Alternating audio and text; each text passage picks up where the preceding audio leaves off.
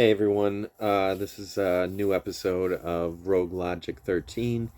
Kind of just brought on by a chance, a viewing of the new Obi-Wan Kenobi show on Disney Plus.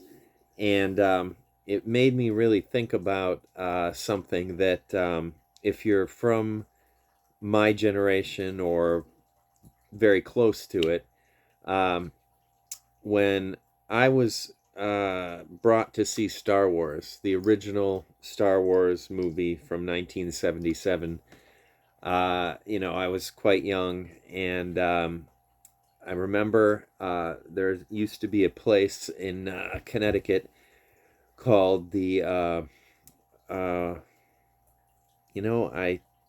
what is it called? Well, it was a mall in Waterbury. I think it might have just been I think we called it the Waterbury Mall, but I think there might have been something else. But this is when there was a real uniqueness to malls, and or some of them anyway, and they weren't really a widespread thing as far as they are now. And well, now they're really disappearing, I guess, in a sense, because people don't, I don't think, go to them as much as they used to. But that aside, it was actually a real shame that was taken down. And I think this is something I'd like to do some research on and try to reach out to some people who may have some video or images of the old Waterbury Mall um, from many many years ago, because it was all cobblestones, and they had animatronic little fountains and things with little characters in them, and wishing wells and whatnot, and it was just it was just a very unique building, and it had a cinema in it as well, and I remember vividly going in to watch Star Wars, having, I think I was young enough. Let's see, seven. I was. Let's just say I was under 10, and I had never seen anything like this before, and a lot of people don't realize how completely altering, or that's not the best way to put it. That it was just a stunning difference in anything that was seen before. Now, maybe not by adults at the time. I mean, there were other incredible science fiction movies that adults would have appreciated before that I, learned to like after, when I grew up a little. 2001: A Space Odyssey, and Planet of the Apes, and whatnot. But the point being is, as far as visually, it was just like utter magic. It was magical as a child to walk into that theater, and when you walked out at that age, it was something that you couldn't even describe it to anyone. And I don't know, I would imagine, I hope that same wonder uh, is something that children experience now. But I tend to doubt it, because there's just so much out there now. There's so much, and we've come so far technologically with movies and CGI and all the you know basically modern technologies made any movie that they put the time into a spectacular thing to see. So I'm sure it's still enjoyable, but back then it was like nothing you'd ever seen before. And of course, they also, in that first movie, as well as The Empire Strikes Back, and even The Return of the Jedi. I mean, Jedi. The cast, the way it was presented, everything was just so incredibly well done. And I was thinking about it in comparison, which is kind of a funny story. is that when it started to come to light that there was going to be another trilogy, the prequel, of course, everyone was, over the top, thinking, this, I can't believe this. Yes, Star Wars is coming back. And at the time, I was working at a nightclub, and very big Star Wars fan, like other people who work there. And there's a DJ whose name was Matt, and if I remember correctly, he got the tickets, and it was, at the time it was such a big deal because this premiere was going to be, one of the most awaited things that anyone has thought about in so long, and just a huge event.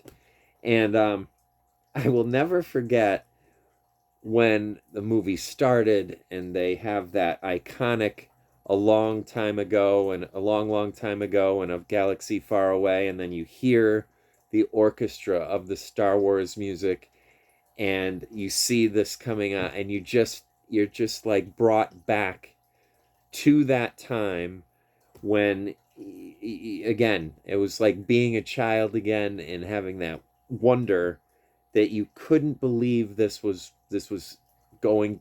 happening. But okay, so then I'm not going to say a word about the movie. I'm just going to skip to the end. And when the lights came on, there was this awkwardness between, I don't know, there were like 12 of us. He got tickets for a lot of us. I don't remember how many. And I mean, no one really knew what to say, because you're sitting there, and I'm sorry. I mean, yes, there were, I haven't watched it in years, so there were pieces here and there I think that were okay. And of course, there were certain characters that I think were okay. But the movie was, I mean, it was just awful. And it was such an awkwardness of all these people, because no one really wanted to say it. And I just remember, like, a lot of people going the route of, wow, yeah, that was good, man. And everyone, you just knew it wasn't. It was just it was, so much of it was so awful. And you were kind of in shock that this could be what happened. And I don't know. I know I said something to someone there, like, is it me, or or am I, it's just me, because there seems to be something wrong here. And you can still see, I find it really amusing. And I just, when you've seen the originals, if you're a incredibly hardcore fan, as far as I'm concerned, there's the original trilogy that was made, episode 4, A New Hope, episode 5, The Empire Strikes Back, and episode 6, Return of the Jedi. And then they made Rogue One, which I think was an incredible movie, that it was true to Star Wars. It was just exactly, and then brought you right up to the moment of when A New Hope starts. And then the two series so far of The Mandalorian, as well as the Book of Boba Fett, and I've just finished the second episode of Obi-Wan Kenobi. And all of it, just this is back to being Star Wars, and what Star Wars is supposed to be like. So for me, I have to admit that the other two trilogies, both the prequels and the ending, just, I just could not. I just think it was, all six of those movies have little bits and pieces, and great actors in them, and that are, and little bits and pieces that are okay. But I find the whole thing horrible, and I can't.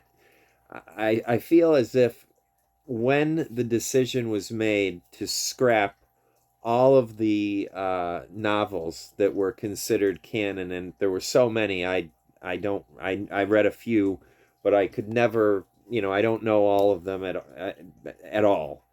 And when they scrapped that and decided this was the actual canon that exists.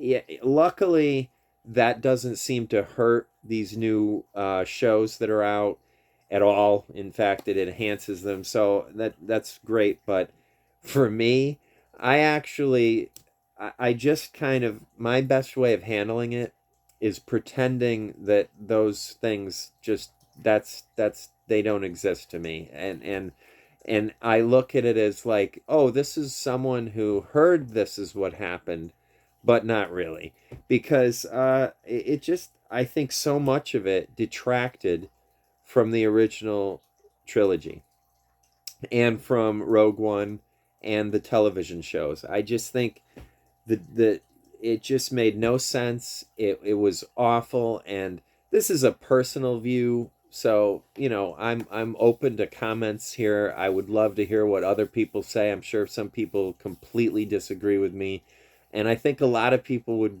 very much so agree with me. But for instance, this is my biggest one of them all. I mean, obviously there's Jar Jar Binks, which is, I just I shouldn't even has said his name. It seems like horrible. But what has bothered me the most is is there anyone who wants to see Han Solo at his end? I mean, to me, it was just the most horrible slap in the face. And I know Harrison Ford personally does like did not want Han Solo to go on. He's like, I'll only do it if they kill him. He has some personal thing, I guess, that he just doesn't like it, from what I've heard and read and whatever. But I mean, for me, I am a traditionalist in the sense that I would like to think that if there had to be an end of Han Solo, this super incredible, heroic, but anti-hero, scoundrel, but with a good heart, and is and Chewbacca. That's I would just like to think that they disappear in mystery, and no one knows what happened to them. Now that's me. I think it's a better way when you have a hero of that magnitude. I know other people would argue that, you know, why not tell the whole story? Well, I think that when you're talking about a hero and the iconic um, nature of what a hero is, whether it be a comic book hero, a hero from legend and myth, or a cinematic hero, I think when you get to that status, that there should be a certain mystery about what happens to them, because they almost become mythic. I mean, just as the ancient Romans and Greeks and Egyptians had their mythologies, and the Norse gods and everything, you don't really want to see, in my opinion, your hero or heroes die. And if you do have to, like, let's make it into something that would be worthwhile. I mean, Han Solo walking up, you knew it was going to happen. And, I guess arguably people could say, well, so did he, but he had, some nonsense about he was going to sacrifice himself. And his son kills him, and he falls to, I mean, to me, I still would have found a way to reconcile it where Chewbacca finds him in some almost dead state and rejuvenate. It just, to me, it is the worst possible thing they could have done. It is. I don't. As you can see, I don't even have any words for it. I think it was a cheap, crummy way to end a character of, as I said, mythological proportions. And I know that it is just a movie, and I know some people would be like, "Why do you care so much?" But there are things that we really hold dear to our hearts, especially when you grew up, when you were that age. For me, I mean, Han Solo is this swashbuckling, suave kind of like rogue. Really, that's what he is a rogue. And Chewbacca, this awesome, basically his partner, and you know the whole cast, just, and then to end up that way, that's the ending, and Chewbacca has to see it happen, and fires at the is whatever. I don't even, that's how I watched it once, and I had trouble getting through it. And I think in one of the three newer ones, that the most recent ones, I think I fell asleep in the theater, and I'm glad I did, because I've tried to watch them since, and wow, they just are so bad overall. Again, that does not mean that, I mean, Mace Windu is fucking awesome, and the Emperor Palpatine, really really cool. Um, Ian McGregor is great as Obi-Wan Kenobi, and back having him back as Obi-Wan Kenobi in the show is great. But it's just, it's not enough to save the story. The writing was so, it's just poor. It was just like, poor. The very last movie, I know that I could barely get through it. I kept trying to watch it over and over, and it would take like 10 more minutes, 10 more minutes. I'm glad I had that option. And I finally got to the end of it. And I have to say, something that most people seem to hate. I think the only thing that I did like was that Luke had used the Force to such a power that he projected himself and tricked uh whatever, I don't even, whatever he is, Han's son, whoever, and tricked him into not realizing that he was never there. To me, that was about one of the only things I found really really creative about it.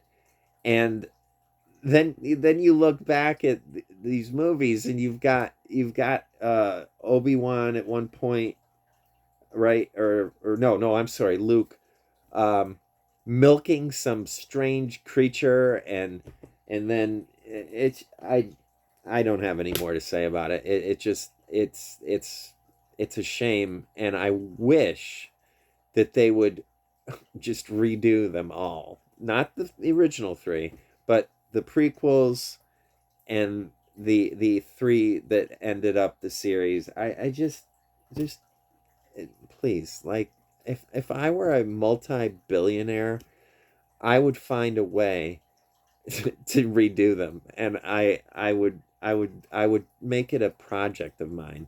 Well, actually, that's not really a good way to spend your money, I guess, if you're a multi-billionaire. I think I'd probably rather help some people, but if I had the money for both, let's put it that way, I would do everything in my power to see if I could get that done. Anyway, this was like a random video.